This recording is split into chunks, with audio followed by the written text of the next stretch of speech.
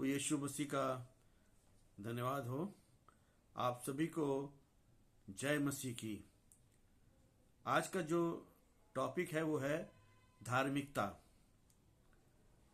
अंग्रेजी में इसको बोलते हैं राइचियसनेस।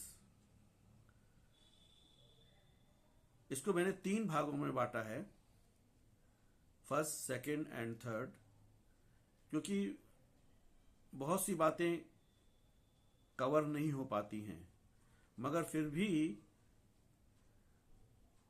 जितना हो सकता है उसको हम कवर करने की कोशिश करते हैं, मगर तब भी सब कुछ न कुछ छूट जाता है।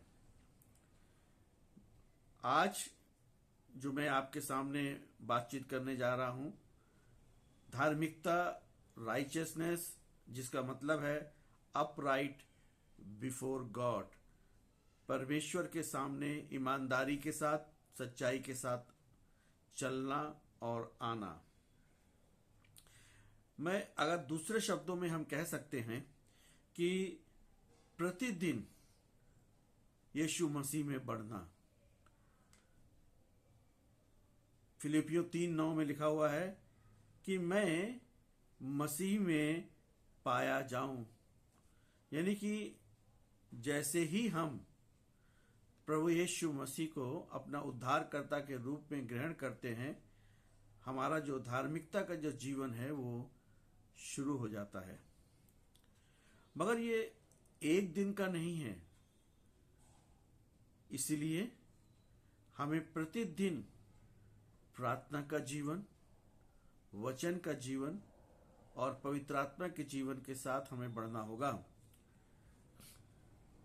रोमियो उसका 3 अध्याय उसके 10 पद में लिखा हुआ है कि कोई भी धर्मी नहीं, एक भी धर्मी नहीं, मगर धन्यवाद हो प्रभु यीशु मसीह का कि उसने हमारे बीच में आकर के डेरा किया।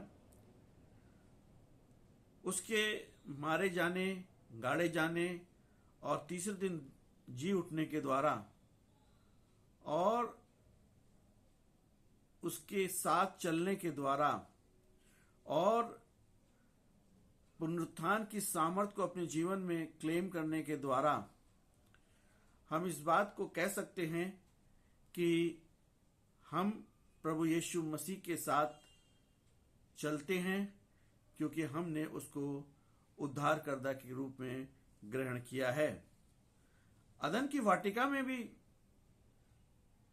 धार्मिकता का जीवन था, मगर पाप होने के बाद जब उनको वहां से आदम और हव्वा को निकाल दिया गया, तब भी आदम, इब्राहिम, लूत, वो सब परमेश्वर के द्वारा धर्मी ठहराए गए। अब जब यीशु मसीह हमारे बीच में आ गए, तो रोमियो 5:1 में लिखा हुआ है कि विश्वास से हम धर्मी ठहरते हैं। विश्वास करना बहुत जरूरी है कि विश्वास आशा की हुई वस्तुओं का निश्चय और अनदेखी वस्तुओं का प्रमाण है। सो विश्वास करना बहुत आवश्यक है। बिना विश्वास के हम धर्मी नहीं ठहराए जाएंगे। सो हमारा जो विश्वास है वो हमारा प्रभु यीशु मसीह है।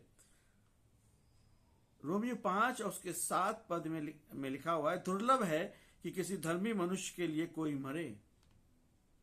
बहुत दुर्लभ है। आज तक कोई भी किसी के लिए किसी ने भी अपने प्राणों को नहीं दिया। सिर्फ एक ही व्यक्ति, हमारा जो प्रभु यीशु मसीह है, उसने इस संसार के प्रत्येक व्यक्ति के लिए अपने प्राणों को दिया।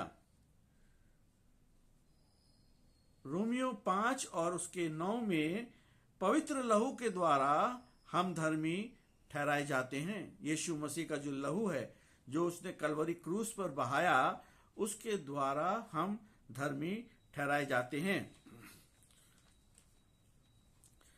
क्योंकि अगर प्रभु यीशु मसीह अपना पवित्र लहू नहीं बहाता तो शायद हम धर्मी ना ठहराए जाते, मगर उसके लहू के द्वारा बाइबल बताती है कि हम धर्मी ठहराए गए। रोमियो 5 और उसके 16 में लिखा हुआ है, दूसरी ओर अनेक अपराधों के कारण ऐसा वरदान हुआ उत्पन्न हुआ, ऐसा वरदान उत्पन्न हुआ जिसका प्रतिफल धार्मिकता हुआ। हम तो हर मनुष्य पापी है और परमेश्वर की महिमा से रहित है, इस संसार का हर व्यक्ति। मगर जब हम प्रभु यीशु मसीह के पास आते हैं और उसको उद्धारकर्ता के रूप में ग्रहण करते हैं, तो वही हमारा प्रतिफल है और वही धार्मिकता का जीवन है।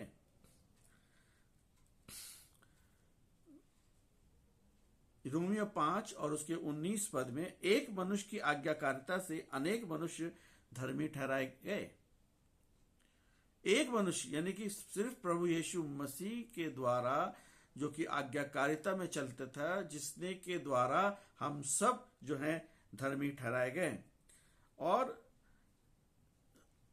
रोमियो 6:6 में लिखा हुआ है, हमारा पुराना मनुष्यत्व उसके साथ क्रूस पर चढ़ाया गया है कि पाप का शरीर निष्क्रिय हो जाए, कि हम आगे को पाप के दास ना रहें।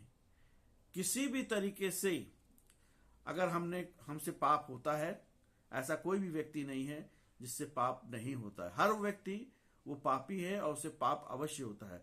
मगर हमारे पास हमारा एक प्रभु यीशु मसीह है, जिसके द्वारा हम जब उसके पास आते हैं और अपने पापों की क्षमा मांगते हैं, तो वो हमारे पापों को क्षमा करने में विश्वास योग्य है।